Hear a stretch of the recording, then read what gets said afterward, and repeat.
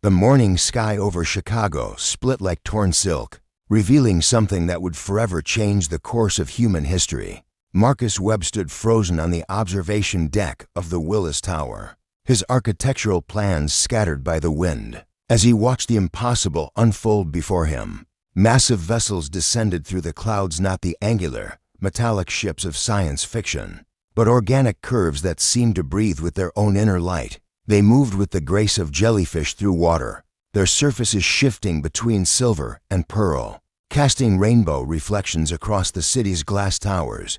"Holy Mother of," Marcus whispered, his coffee mug slipping from numb fingers to shatter on the concrete below. Around him, other morning commuters and tourists stood equally transfixed, smartphones raised toward the sky like modern prayer offerings. The largest vessel settled above Grant Park, with impossible silence, its underbelly opening like a flower, to reveal a platform of pure light. Marcus found himself moving toward the elevator, drawn by a curiosity that overpowered his rational mind's screaming warnings. By the time he reached street level, thousands had gathered in the park. Military vehicles were already establishing a perimeter, but the soldiers seemed as awestruck as the civilians. The light platform touched the ground, and from it emerged beings that made Marcus's breath catch in his throat. They were unmistakably feminine, humanoid in form but clearly not human. Their skin ranged from pale azure to deep sapphire, with an almost crystalline quality that seemed to capture and reflect the morning light. They moved with fluid grace, wearing form-fitting garments that appeared to be woven from starlight itself. The one who stepped forward first was breathtaking, taller than average, with skin the color of a summer sky just before dawn. She had hair that cascaded like liquid silver down her back, but it was her eyes that captivated Marcus, deep violet orbs that seemed to hold the wisdom of ages. "People of Earth," her voice carried across the park without amplification, reaching every ear with perfect clarity. "I am Zephyra of the Valdorian Collective. We come not as conquerors, but as companions seeking to create a new harmony between our peoples." The crowd murmured, a mixture of fear and fascination rippling through the gathered masses. Marcus pushed closer, something about her presence pulling at him like gravity. "We have watched your world for generations," Zephyra continued, her gaze sweeping across the crowd. "Your struggles, your wars, your loneliness. We offer partnership, a chance to end the conflicts that have plagued your species and create a paradise where both our peoples can thrive."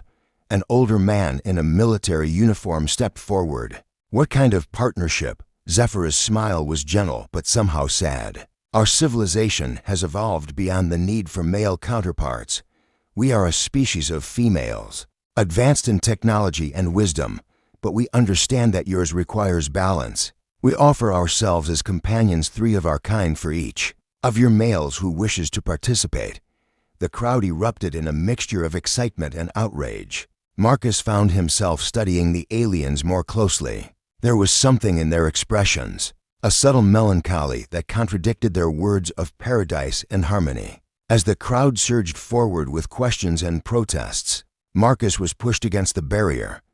He stumbled, and cool fingers caught his arm, steadying him. He looked up into eyes that weren't Zephyra's, but were equally mesmerizing, a pale blue with flecks of gold that seemed to dance like stars. "Careful," she said, her voice carrying an accent he couldn't place.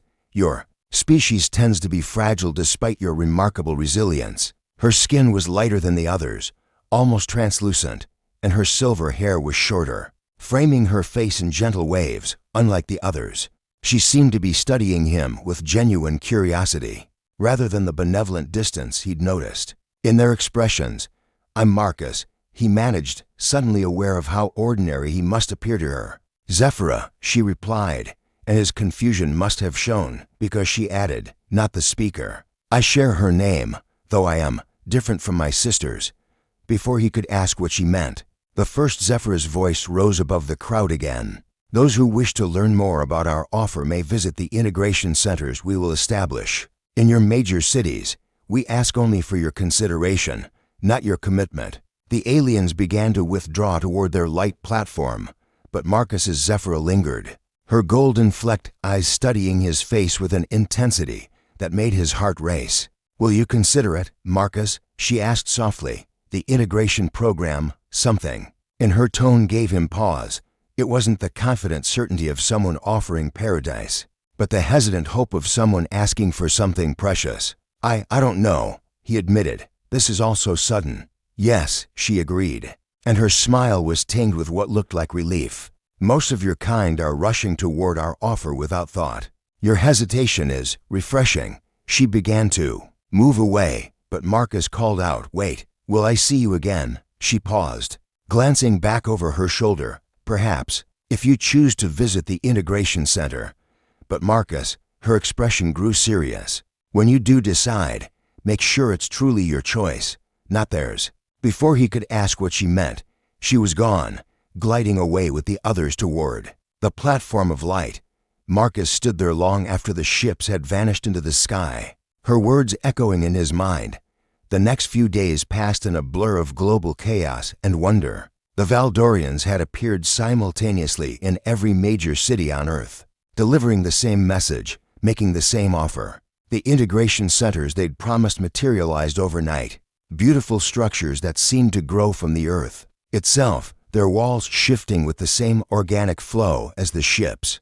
Marcus found himself walking past the Chicago Center daily, drawn by curiosity and the memory of gold-flecked eyes. The building pulsed with gentle light, and he could see figures moving within both human and Valdorian. On the third day, he finally entered. The interior was breathtaking, all flowing curves and surfaces that seemed to breathe with their own life. The air held a faint scent of ozone and something floral he couldn't identify. A human receptionist greeted him with a smile that seemed almost artificially bright. "Welcome to the Integration Center," she said. "Are you here to learn about the companion program?" Marcus nodded, his mouth suddenly dry. Yes, I suppose I am." "Wonderful. Please have a seat. Someone will be with you shortly." He settled into a chair that molded itself to his body, uncomfortably aware of how his heart was racing. Around him, other humans waited with expressions ranging from eager anticipation to barely contained terror. "Marcus Webb?" A voice called his name, and he looked up to see her, his Zephyra, wearing a flowing gown that seemed to be cut from the same material as the building itself. "You came," she said, and her smile was warm but somehow sad. "You sound surprised." "I am. Most humans who hesitate never return." She gestured toward a corridor. "Shall we talk somewhere more private?" As they walked, Marcus noticed other couples, human men with Valdorian women, all engaged in quiet conversation. The aliens were beautiful, each one uniquely stunning, but there was something in their expressions that bothered him, a sameness, as if they were all reading from the same script. "You're different from the others," he said as they entered a smaller chamber. Zephyra's step faltered slightly. "What makes you say that?" "The way you look at me, at humans, like you're actually seeing us, not just cataloging us." She was quiet for a long moment, then moved to a window that offered a view of the city. "What do you see when you look at your world, Marcus?" He joined her at the window, studying the familiar skyline. "Home, beauty, chaos, potential, and when you look at us," Marcus considered her question carefully. "Mystery. Beauty, yes, but also sadness, like you're all carrying some burden you can't share." Her shoulders tensed. "You're very perceptive. Is that good or bad?" She turned to face him, and in her eyes he saw something that made his breath catch fear. "That depends," she said quietly, "on what you choose to do with that perception." Marcus reached out, not quite touching her hand, but close enough to feel the coolness radiating from her skin. "What aren't you telling me?" For a moment, he thought she might answer. Her lips parted, her eyes searched his face, and he sensed she was on the verge of revealing something important.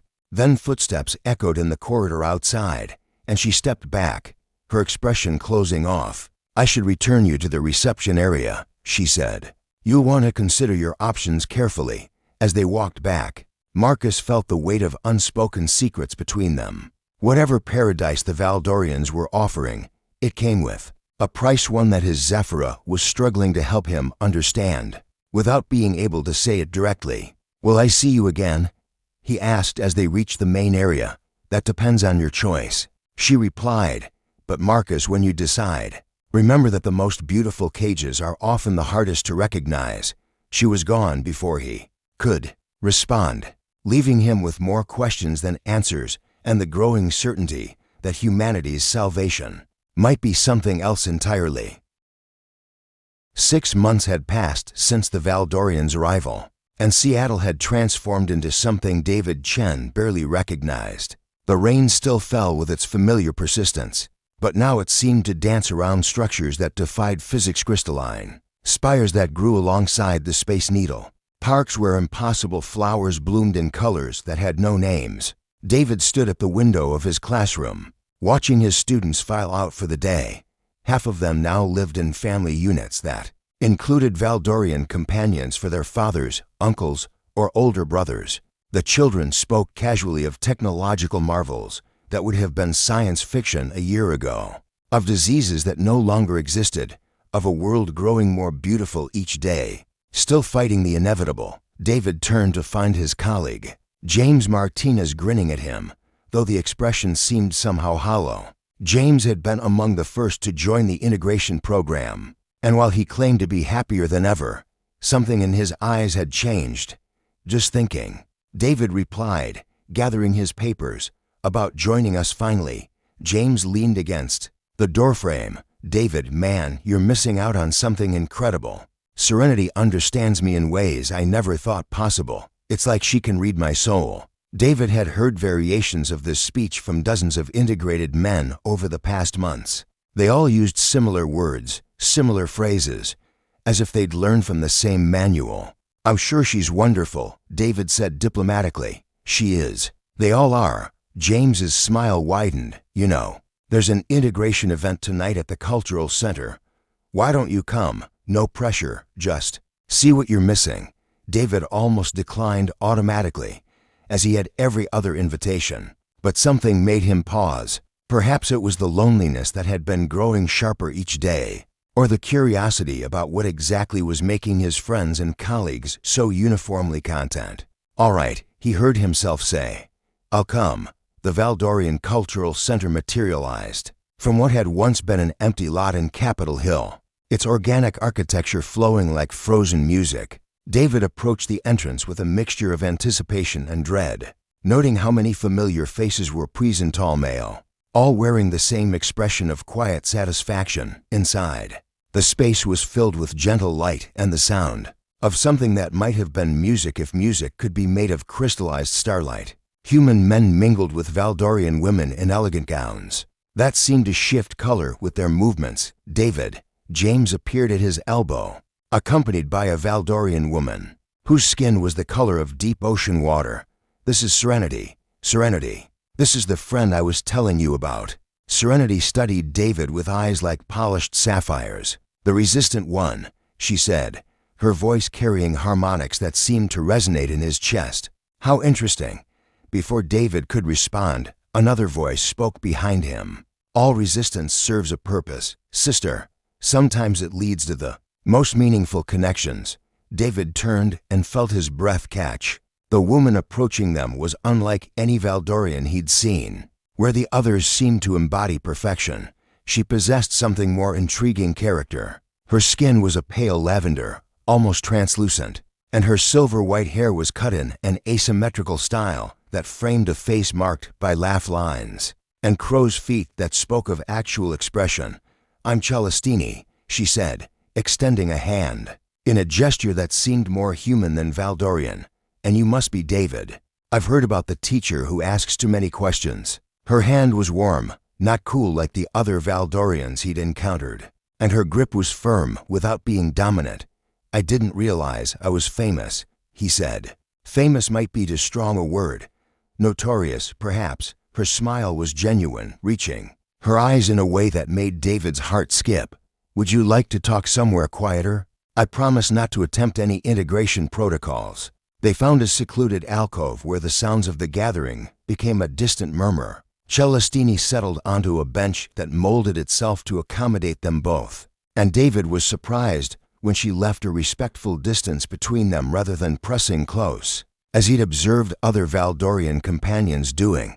"So," she said, "tell me why you resist." David studied her face, looking for the script he'd seen in others. Shouldn't you be telling me about the paradise you're offering? Paradise is subjective. Celestini replied. What looks like heaven to one person might feel like a prison to another. I'm more interested in understanding what freedom means to you. The answer surprised him with its honesty. David found himself relaxing despite his reservations. I suppose. I resist because it all feels too easy. 6 months ago, we were a species on the brink of destroying ourselves. Now suddenly we have perfect companions who understand us completely. Technology that solves all our problems. A world becoming more beautiful every day. Where's the catch? An excellent question. Celestine's eyes sparkled with what looked like approval. What do you think the catch might be? I don't know. That's what bothers me. David leaned forward. Everyone who joins the program becomes content.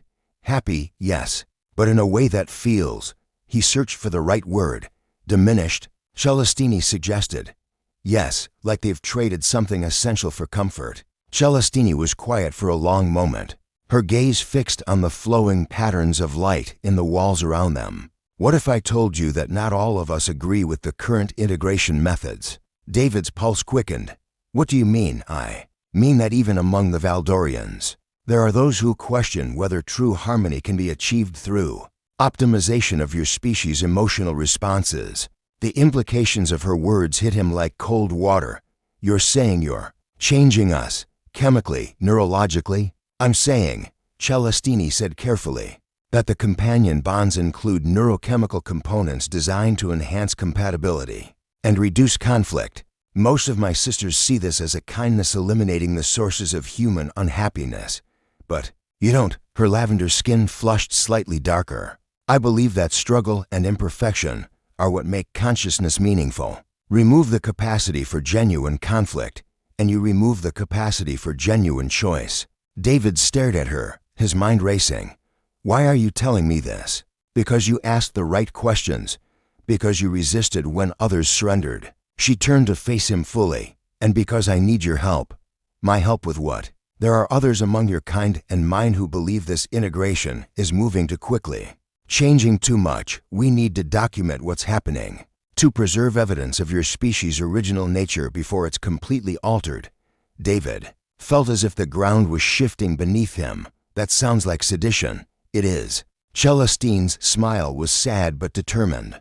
The question is whether you're willing to risk your comfort for your autonomy. Before David could respond, James appeared at the edge of their alcove. There you are. David, you have to meet Coordinator Axiara. She's eager to discuss your integration potential. The Valdorian woman beside James was stunning in the way they all were, but her beauty felt calculated, perfect in a way that made David's skin crawl. Her smile was warm, but her eyes remained cold as they assessed him. David Chen, she said, her voice carrying subtle harmonics that made him want to step closer. I've been hoping to meet you.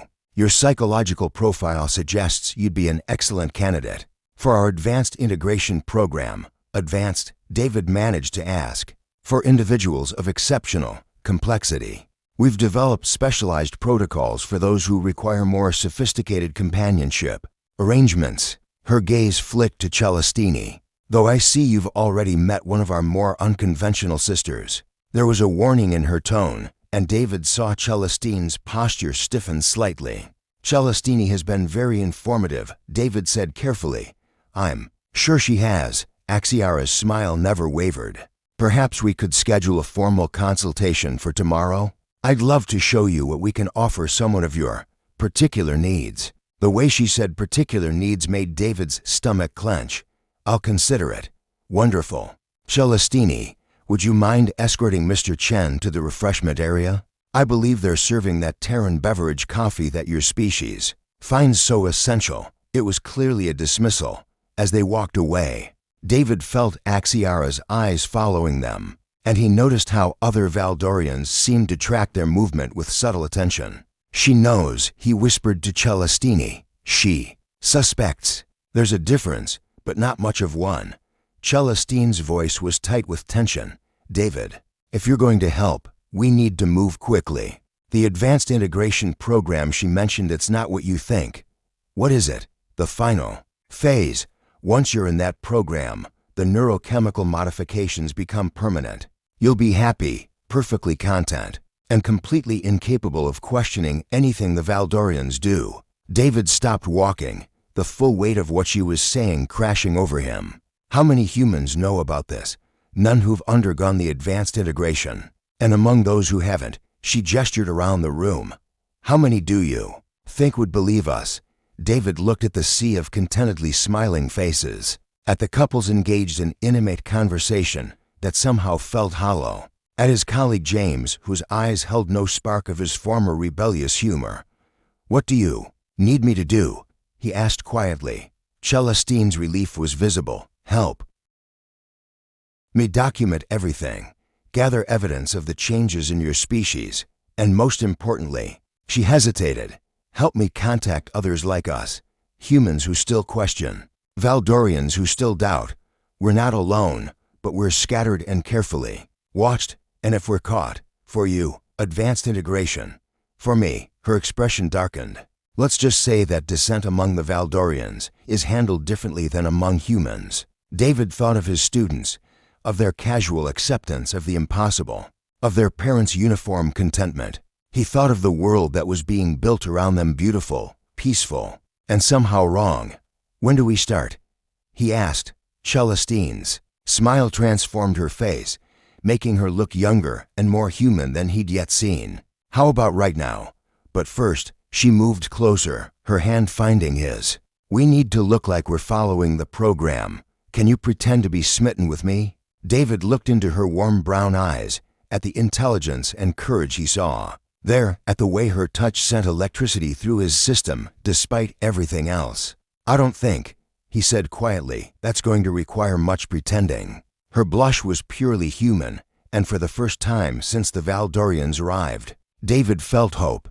The Miami heat shimmered off the pavement as Ryan Martinez adjusted his camera lens, watching another group of perfectly content couples stroll through what had once been Bayfront Park. Now it resembled something from an alien paradise crystalline. Trees that chimed in the ocean breeze, flowers that literally glowed in the twilight, and water features that seemed to defy gravity itself. Ryan had been documenting the changes for months now, ostensibly for a feel-good series on the new Miami. For the Herald, what he was really doing was building a case file of anomalies that made his investigative instincts scream warnings. Another beautiful evening in paradise. Came a melodic voice behind him. Ryan turned to find Nixara approaching, her skin the color of seafoam green with undertones that shifted like the surface of water. She moved with the fluid grace all Valdorians possessed, but Ryan had learned to read the subtle differences in their expressions. Nixara's smile, unlike those of her sisters, held genuine warmth rather than calculated perfection.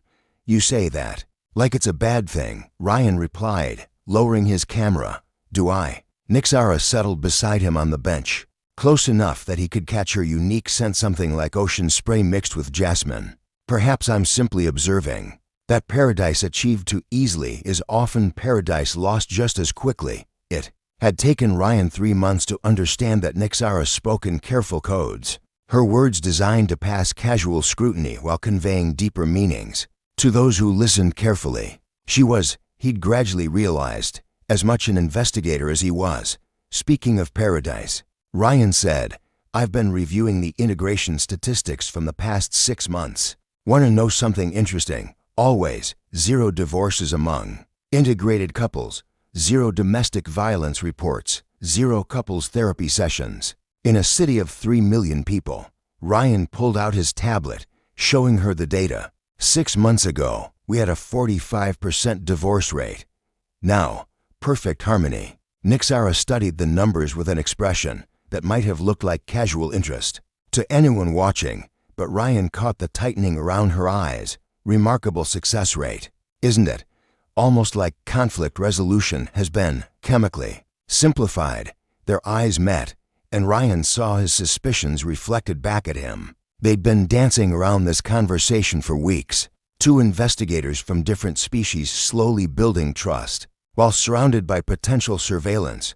"Ryan," Nixara said quietly, "would you like to take a walk, somewhere more private?" They strolled toward the marina, past couples who all exhibited the same peaceful contentment. Ryan noted how the human men's body language had subtly changed over the months. Less aggressive posturing, softer expressions, a uniform calmness that felt manufactured. "Tell me about your friend Marcus," Nixara said as they reached a secluded pier. Ryan's step faltered.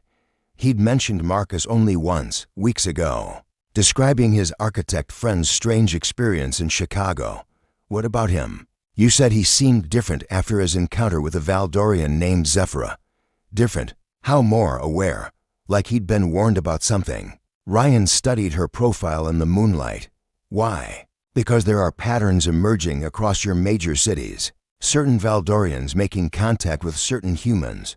Always the ones who ask questions, who resist integration." Her voice dropped even lower. "My sister Zephyra in Chicago. Celestini in Seattle, others in Denver, Phoenix, Boston." Ryan felt a chill that had nothing to do with the ocean breeze. "You're saying there's a network?" "I'm saying that not all Valdorians agree with the current integration protocols. Some of us believe your species is being optimized beyond recognition." "Optimized how?" Nixara was quiet for a long moment, her gaze fixed on the horizon where Valdorian ships hung like new stars. "Tell me, Ryan, what do you know about neurochemical bonding? Basic stuff, oxytocin, dopamine, the chemical basis of attraction and attachment. Your species' bonding mechanisms are remarkably similar to ours, but less refined. The integration process includes targeted neurochemical modifications designed to enhance compatibility and reduce aggression."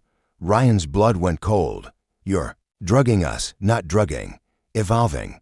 At least, that's how the High Council justifies it." Nixara turned to face him. "The modifications are subtle at first: increased empathy, reduced territorial behavior, enhanced pair bonding responses. Most humans experience it as simply becoming happier, more satisfied with their lives. But the modifications are cumulative. Each phase of integration deepens the changes until—" She gestured toward the couples strolling past them. "Until you become incapable of the very conflicts and struggles that define human consciousness." Ryan thought of his editor, who'd joined the integration program 2 months ago and had since lost all interest in investigative journalism, of his neighbor, whose passionate arguments about politics had been replaced by serene acceptance of whatever his Valdorian companion suggested. "How long?" he asked quietly. "The timeline varies, but full integration typically occurs within 18 months. After that, the modifications become permanent, irreversible." "And you oppose this because—" Nixara's expression grew fierce. "Because consciousness without choice isn't consciousness at all. It's just existence. Beautiful, peaceful, empty existence." Ryan pulled out his phone, checking the time. "I need to make some calls. If there really is a network of resistance, we need to connect." "Careful," Nixara warned. "Communications are monitored." "And Ryan—" She caught his arm as he started to turn away. "The High Council is accelerating their timeline. Something called Project Genesis is entering its final phase." "What's Project Genesis?" "I don't know yet, but whatever it is, it's the real reason we're here. The paradise, the integration, all of it's preparation for something bigger." Ryan looked out at the transformed city, at the impossible beauty that masked something sinister. "How do we stop it?" "First, we gather evidence. Then we find the others, human and Valdorian, who still believe in authentic choice."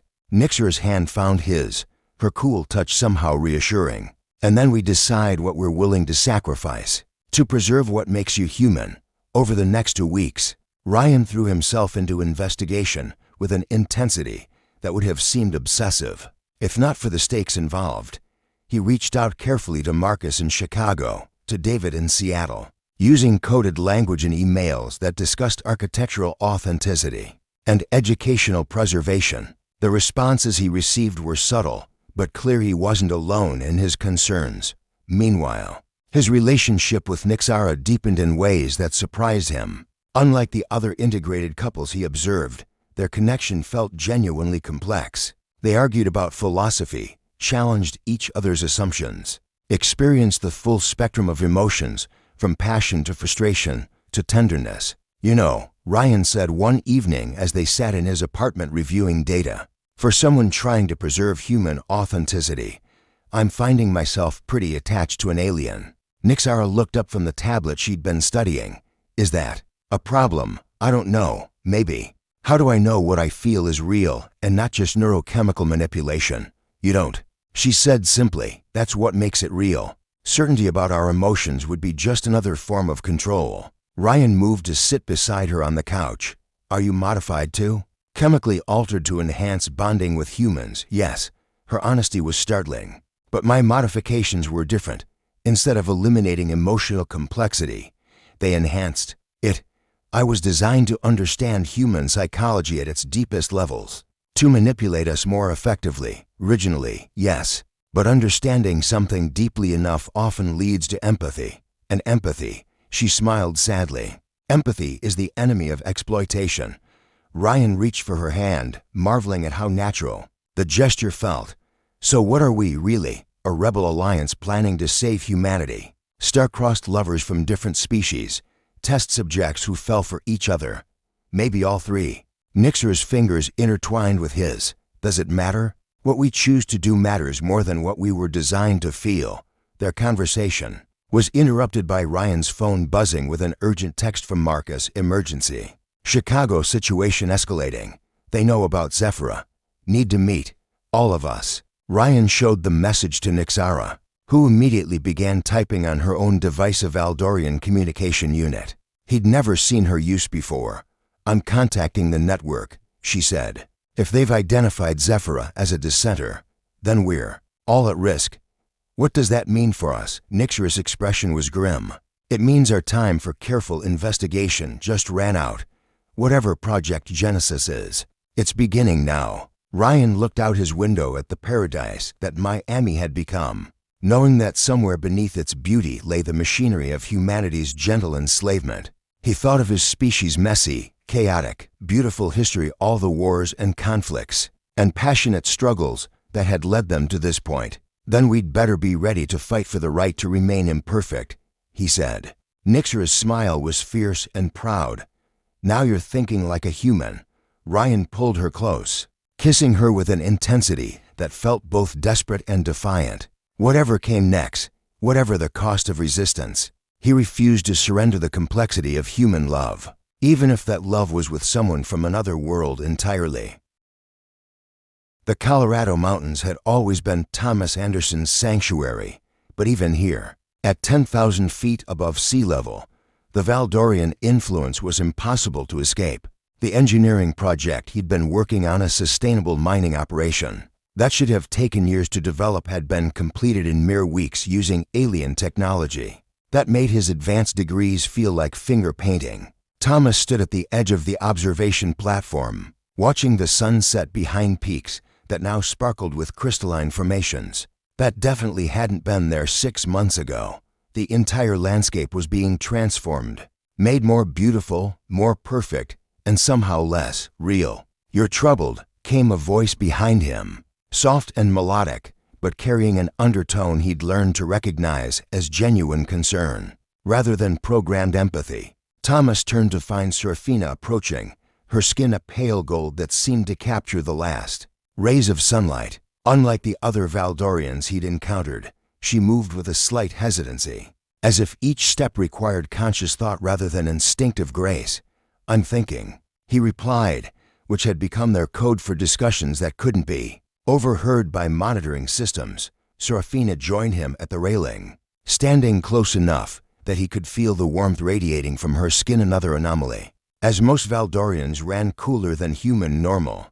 About the accelerated timeline, Thomas nodded grimly. 3 days ago, he'd received an urgent message from Ryan Martinez in Miami, transmitted through a network of humans and Valdorians that had been slowly building across the globe.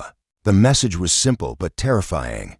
Project Genesis was entering its final phase, and integrated couples were being selected for something called transcendence protocols. I've been analyzing the data you gathered from the central processing hub, Thomas said quietly. The genetic modification program isn't just about creating hybrid children. It's about replacing both our species entirely. Serafina's golden skin paled. Show me. Thomas pulled out a tablet modified with Valdorian technology that Serafina had helped him acquire and displayed the complex genetic mapping they'd stolen from the Mountain Facility's central database. "Look at this," he said, pointing to intertwining DNA helixes. "The hybrid embryos aren't combining the best of both species. They're creating something entirely new, something that maintains the physical beauty and technological aptitude of Valdorians, but with enhanced emotional capacity and creative thinking from humans. A perfect synthesis," Serafina whispered. "Perfect for who? Because according to these projections, both parent species will be obsolete within 3 generations." Thomas highlighted a series of population models. "The hybrids will outcompete us in every measurable way. Stronger, smarter, longer-lived, more emotionally stable." Serafina was quiet for a long moment, studying the data with an expression of growing horror. "Thomas, there's something else. Something I discovered in the restricted archives." She took the tablet and navigated to a hidden partition that required both her biometric signature and a complex code sequence. What appeared made Thomas's blood run cold. "Termination protocols," he read aloud, "for genetic obsolescence management. Once the hybrid population reaches sustainable levels, both human and Valdorian breeding programs will be discontinued." Serafina's voice was barely audible. "We're not creating a paradise for your species, Thomas. We're creating a replacement for both of ours." Thomas stared at the screen, watching population curves that showed both human and Valdorian numbers declining to 0 over a 50-year period while the hybrid population exploded exponentially. "This is genocide, dressed up as evolution, but genocide nonetheless, and most of my people believe it's a mercy," Serafina said bitterly. "They see humans as flawed but salvageable, and themselves as evolutionarily stagnant. The hybrids represent a fresh start for consciousness itself. What about you? What do you believe?" Serafina turned to face him, her golden eyes reflecting the last light of sunset. "I believe that imperfection is what makes life worth living. I believe that the struggles and conflicts your species faces aren't bugs to be eliminated. They're features that create growth, art, love, meaning." Thomas reached for her hand, marveling as always at how her touch sent electricity through his system.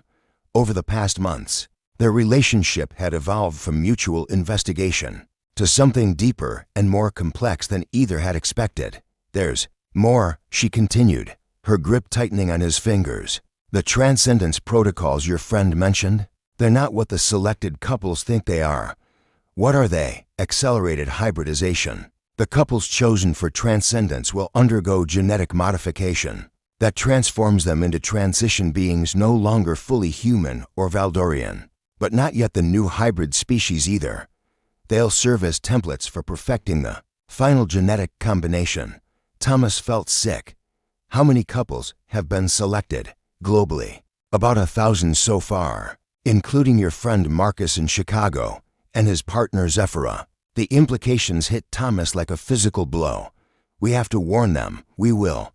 But Thomas, we need to understand that warning them might not be enough. The neurochemical modifications most integrated humans have undergone make them receptive to Valdorian suggestions. Even if we tell them the truth, they may not be able to act on it." Thomas thought of the men he'd met through the integration program, engineers and teachers, and accountants who had become uniformly passive, content to let their Valdorian partners make all significant decisions. The modifications weren't just chemical, they were behavioral, psychological, rewiring human nature itself. "Then what do we do?" Serafina was quiet for a moment, her gaze fixed on the transformed landscape below them. "We need to find humans who haven't undergone full integration yet, ones who still have their capacity for rebellion intact." The resistance network Ryan mentioned, "Yes, and Valdorians like myself who were modified differently, who retained our capacity for dissent." She looked at him seriously. "But Thomas, you need to understand what we're really talking about. We're not just planning to save humanity or the Valdorians. We're planning to preserve the right of imperfect beings to exist in an imperfect universe. And if we fail, consciousness becomes optimized, perfected, and ultimately sterile. Beautiful, peaceful, and completely meaningless." Thomas pulled her closer. kissing her with an intensity born of desperation and defiance. When they separated, both were breathing hard. "I love you," he said simply, not because of neurochemical modifications or genetic compatibility or any scientific reason. "I love you because you chose to question paradise when everyone else accepted it." Serafina's eyes filled with tears that sparkled like liquid gold. "And I love you because you showed me what courage looks like. Your species' willingness to fight, for principles even when it's painful. It's the most beautiful thing I've ever witnessed." Their moment was interrupted by Thomas's communication device chirping with an incoming message. The sender was listed as Denver Integration Center, but the actual content made his heart race. "Emergency conclave. All network members, location, original coordinates, time. Now, the final phase has begun."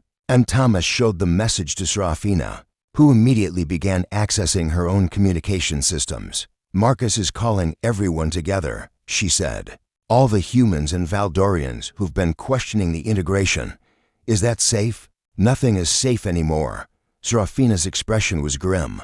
"But Thomas, if we're going to act, it has to be now. The Transcendence protocols begin tomorrow night with the first selected couples." Thomas looked out at the mountains one last time, knowing this might be the last sunset he witnessed as a fully human being. Whatever choice he made, in the next few hours would determine not just his fate, but the fate of two entire species.